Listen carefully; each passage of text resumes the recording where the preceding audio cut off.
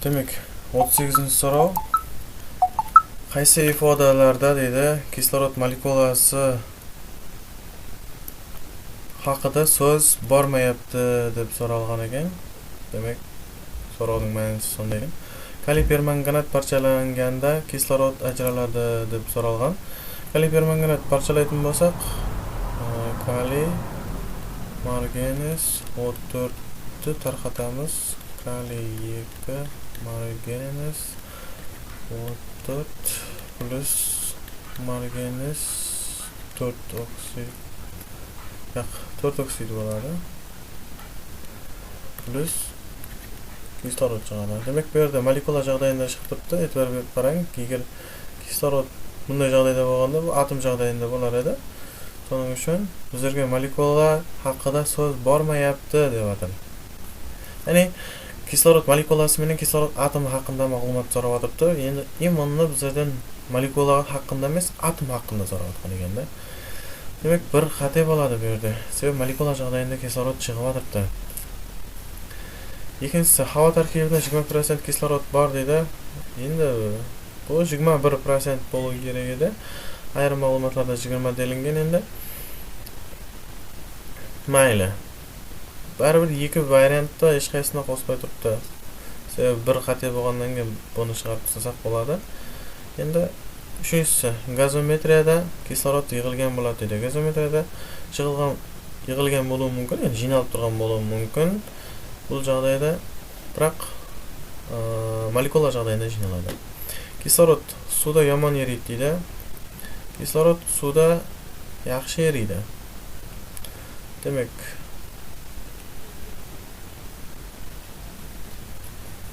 bu umuman noto'g'ri ma'lumot hisoblanadi.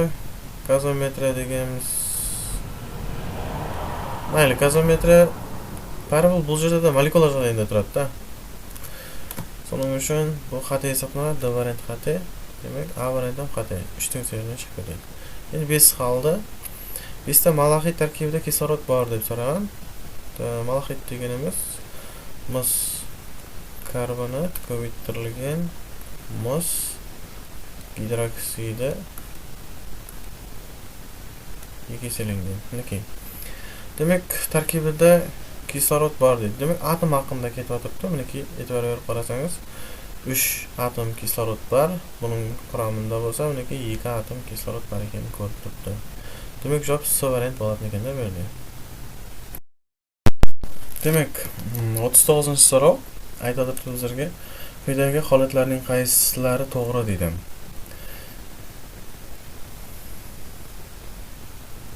Demak, birinchisiga qaraydigan bo'lsak, fizik hodisalar kimyoviy hodisalardan farq qilib, fizik hodisalarda molekulalar saqlanib qolmaydi deydi. Molekulalar saqlanib qoladi, bu yerda fizikalik joyda. Demak, qandaydir bir ag'ash bo'ladigan bo'lsa, uni kesadigan bo'lsak, bu fizikalik joyda hisoblanadi. Ya'ni uning formasi o'zgaradi, bu yerda shakli o'zgaradi.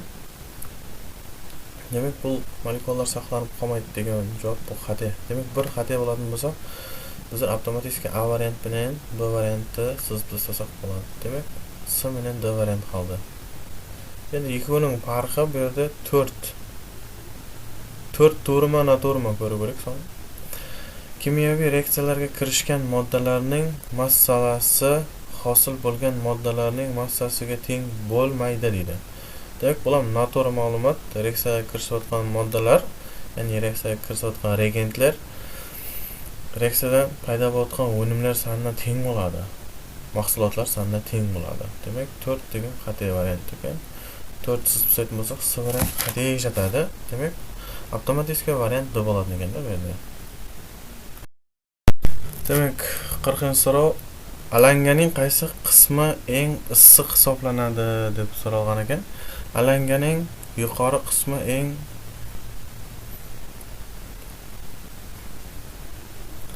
Demak, alanganing yuqori qismi qismi. Alanganing o'rta qismi issiq. Alanganing pastki qismi issiq. Yuqori va pastki qismlari issiq deyilgan. Demak, alanganing eng yuqori tarafi issiq bo'ladi. Eng yuqori qismi deb ketgan issiq bo'laveradi. Bunda to'g'ri bo'ladi. Alanga yonib turgan bo'lsa, misol alanga yonayotgan bo'lsa, alanganing shu har tarafidan o't chiqib turadi bunda joydan. Demak, A variant to'g'ri bo'ladi-da bu yerda. Demak, 41-so'roq quyidagilardan qaysisi to'g'ri deb so'ralgan. Kaliyni ortiqchasini spirtda eritish deydi. Kaliyning ortiqchasini spirtda eritish, moddalarni qo'lda aralashtirish. Kaliyni ortiqchasini spirtda erituvga bo'ladi. Demak, bu to'g'ri ma'lumot deb qarasak bo'ladi. Moddalarni qo'l bilan aralashtiruvga bo'lmaydi. Qo'lni kuyish mumkin. Ortiqchalarni rakvinaga to'kish deydi. Ortiqcha moddalarni rakvinaga to'kadigan bo'lsang, reaksiyaga kirishib, rakvinada portlash yuz berishi mumkin. Demak, bu noto'g'ri. Natriy deydi. Suv ostida turadi deydi. Bu noto'g'ri ma'lumot. Demak, 42-so'rov yer po'stlog'ining deydi 98%ni asosan 8 ta element tashkil topgan deydi. Ulardan ikkitasini toping debdi. Demak, 8 element tashkil topgan bo'ladigan bo'lsa, ulardan biri kislorod, kremniy, alyuminiy, temir, kalsiy,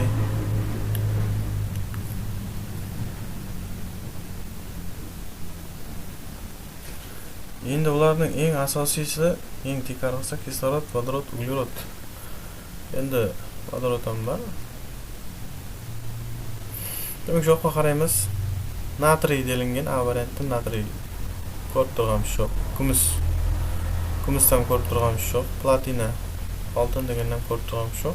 Demak, variant D variant belgilasak bo'ladi ekan. Temir bilan kislorod deganmiz bor. Demak, shu D bo'ladi. Demak, 43-so'rov bizga aytib gemoglobinning sintetik prototip shaklini ko'rsating degan. Demak, prototip shakli shop temir, qizil qon duzi, sariq qon duzi, ferrotsen degan zat bor. Demak, bu gemoglobinning sintetik prototipi ferrotsen degan zat bo'ladi. Shopisi bo'ladi. Qara variantlar xato. 44-so'rov anorganik moddalarni toping deb so'ralgan ekan. Demak, birinchisi aminokislota berilgan. Aminokislotalar bular beloklarga kiradi, ya'ni oqsil bo'ladi. Oqsillar bo'lsa, bu organikalik moddalar hisoblanadi. Demak, bir xato. Demak, A xato, C xato deb sizib tashlaymiz. Endi ikkinchisi yog' deydi. Yog'lar, moylar. Ular ham organikalik zotlar hisoblanadi. Bizdan anorganikalik moddani so'rayapti. Demak, ikki xato. Ikki xato bo'lgan bo'lsa, demak, D variant ham xato ekan. Shop avtomatik bu bo'ladi. Suv bilan fosfat kislota qaldig'i degan job. Ular rostdan ham anorganik zotlar hisoblanadi. 45-so'rov quyidagi holatlarning qaysisi to'g'ri deb so'ralgan. Qaraymiz unda. Birinchisi, molekulalar atomlardan tashkil topgan deydi. Bu to'g'ri. Haqiqatan ham molekulalar atomlardan tashkil topgan. Fizik hodisalar kimyoviy hodisalardan farq qilib, fizik hodisalarda molekulalar saqlanib qolmaydi deydi. Demak, bu xato ma'lumot ekan. Bu xato. Saqlanib qoladi. Uchinchisi, kimyoviy hodisalarda molekulalarning kimyoviy tarkibi o'zgaradi dedi. Bu to'g'ri. To'rtinchisi, kimyoviy reaksiyalarga kirishayotgan moddalarning massasi hosil bo'layotgan moddalar massasiga teng bo'lmaydi deb qo'yibdi. Demak, 4 ham xato. Reaksiyaga kirishayotgan moddalar reaksiyadan chiqayotgan zotlarga teng bo'ladi. Beshinchisi, molekulalar orasida o'zaro tortishish va italish kuchlari mavjud deydi. Bu to'g'ri. Demak, xullas bir 2 xati, 2 xati bo'ladigan bo'lsa no xati, no xati desak, avtomatik A qiladi. Demak, 46-so'rov quyidagi holatlarning qaysilari noto'g'ri deb so'ragan. Fizik hodisalar kimyoviy hodisalardan farq qilib, fizik hodisalarda molekulalar saqlanib qolmaydi. Demak, bu noto'g'ri ma'lumot, bizdan noto'g'risini so'ragan. Demak, bu to'g'ri deb olamiz. Ikkinchisi, molekulalar atomlardan tashkil topgan deydi. Bu to'g'ri ma'lumot. Bizga kerak emas to'g'ri ma'lumot. Uchinchisi, molekular moddalarning fizik xossalarini o'zida saqlovchi eng kichik zarrachadir deydi. Molekula moddaning fizik xossalarini o'zida saqlovchi.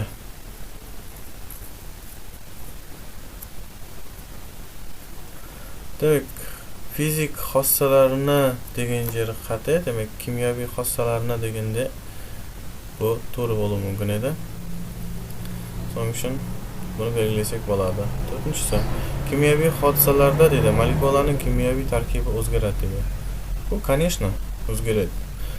5-si,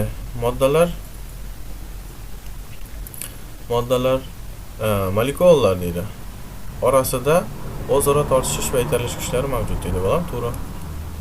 Demak, 1, 3 degan javob noto'g'ri javoblar hisoblanadi. Demak, javob A variant bo'ladi deganda.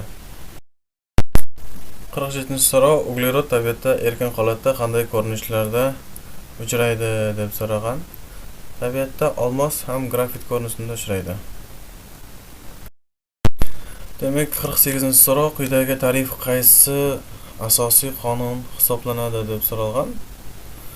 Kimyoviy reaksiyaga kirishayotgan moddalarning umumiy massasi reaksiya natijasida hosil bo'layotgan moddalarning umumiy massasiga tengdir degan. Tarkibning doimiylik qonuni bo'lgan kirmaydi. Tak, moddalarning massasining saqlanish qonuni. Demak, shu bu bo'ladi.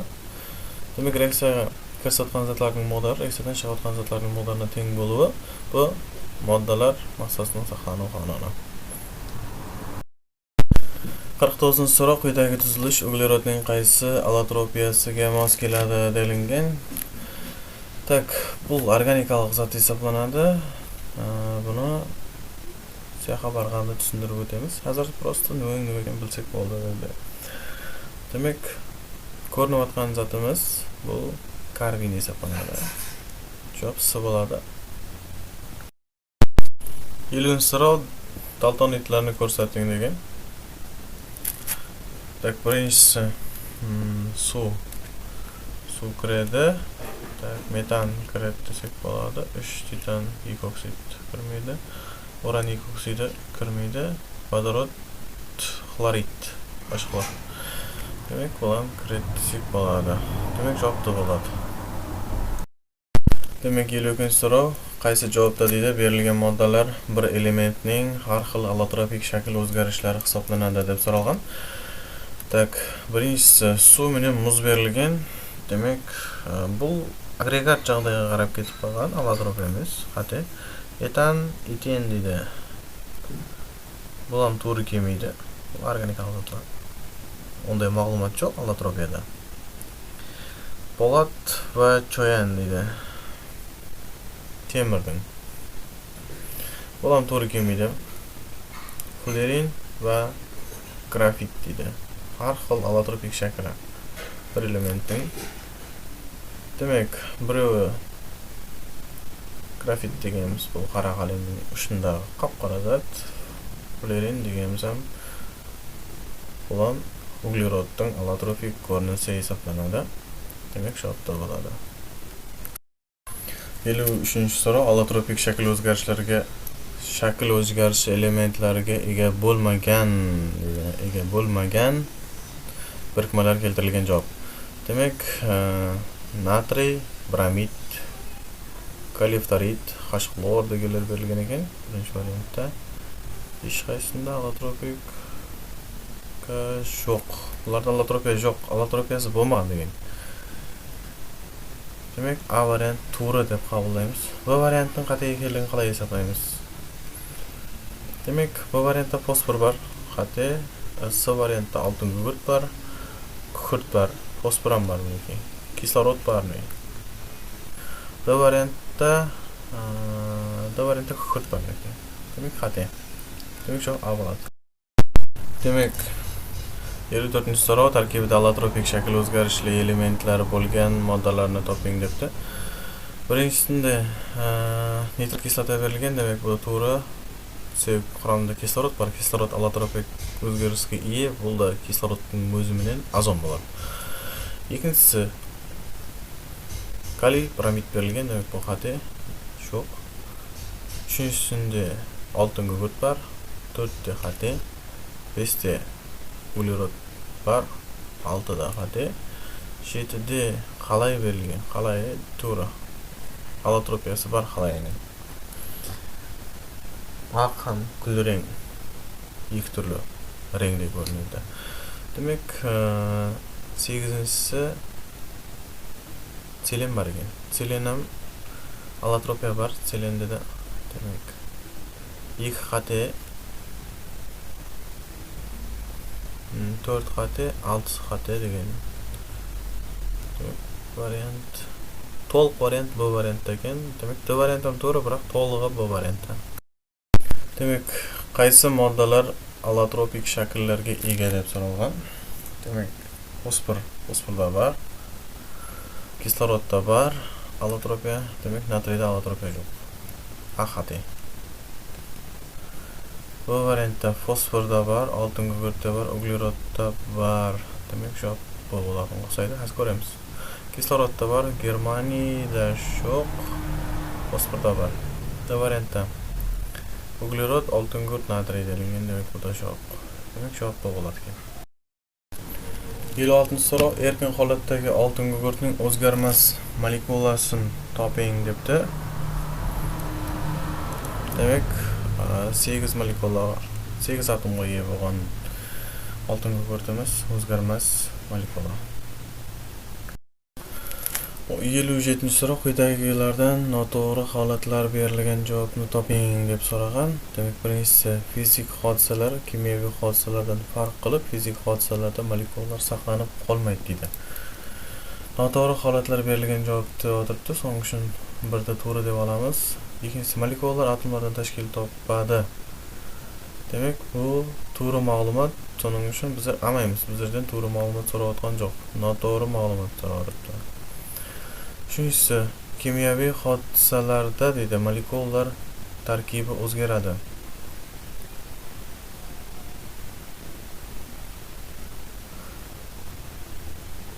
Kimyoviy hodisalarda molekula tarkibi o'zgaradi deydi. Bu to'g'ri, so'ngishni olmaymiz. Kimyoviy reaksiyaga kirishayotgan moddalar massasi hosil bo'layotgan moddalar massasiga teng bo'lmaydi deydi. Bu noto'g'ri ma'lumot. So'ngishni buni olamiz. Beshinchisi, molekulalar orasida o'zaro tortish va italish kuchlari mavjud deydi. Bu to'g'ri ma'lumot, so'ngishni olmaymiz. Oltinchisi, bir turdagi atomlar boshqa turdagi atomlardan massasi va xossalari bilan farq qilmaydi.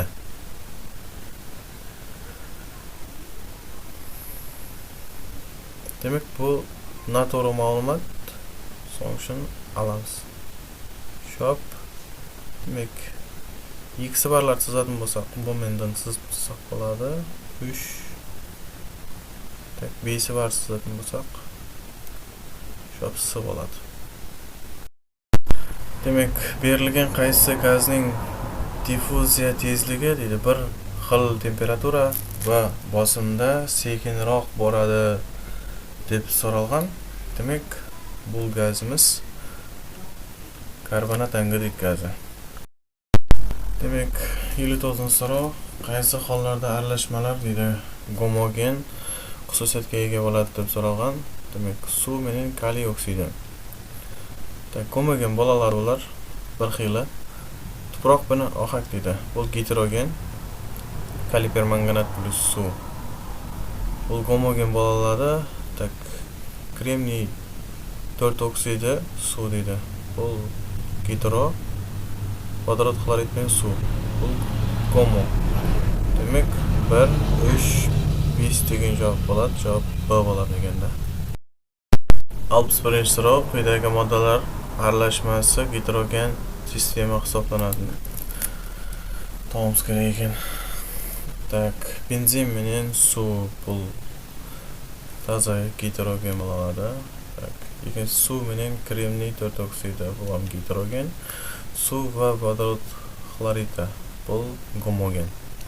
Demak, 3 varxat ekan. Ikki javob qoldi. 5 ta ko'rsatdi. Azot 4 oksidi va suv. Bu to'g'ri. Tak, bu bizga gomogen deb beribdi. Tak, bu noto'g'ri ma'lumot. Demak, to'g'ri bo'ladi bu yerda. Demak, 68-so'rov quyidagi tariflardan qaysisi to'g'ri deydi. Atomlarning turlari elementnikilardan ko'p deydi. Endi tabiatda atomlar tarqalgan bo'ladi, elementlar bo'lsa, bu Mendeleyev kestesida turgan bo'ladi. Demak, bu to'g'ri deb qabullasak bo'ladi. Ikkinchisi, elementlarning turlari atomlarnikidan ko'p deydi. Biroq bu noto'g'ri. Sababi Mendeleyev kestesida 118 element bor bo'lsa, atomlar tabiatda keng tarqalgan bo'lib hisoblanadi. Uchinchisi, moddalarga deydi, massa, zichllik, qaynash va suyuqlanish temperaturalari xos deydi. Demak, bu to'g'ri ma'lumot hisoblanadi. Demak, javob bu yerda bu variant bo'ladi.